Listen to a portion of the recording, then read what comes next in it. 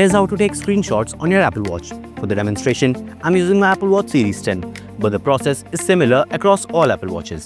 Before you start taking screenshots on the Apple Watch, first you have to enable the screenshot settings. To do it, just go to Settings, General, Screenshots, and turn on the Enable Screenshot toggle button. Now, to take a screenshot, just press the side button and the crown button at the same time. The screen flashes along with the camera shutter sound, indicating that the screenshot has been taken. All the screenshots you take on your Apple Watch will automatically be saved on the Photos app of your connected iPhone. This way, you can easily share your daily activities, workouts and achievements, and so on. You can also view all these screenshots directly on your Apple Watch, but for that, you'll have to follow a few extra steps.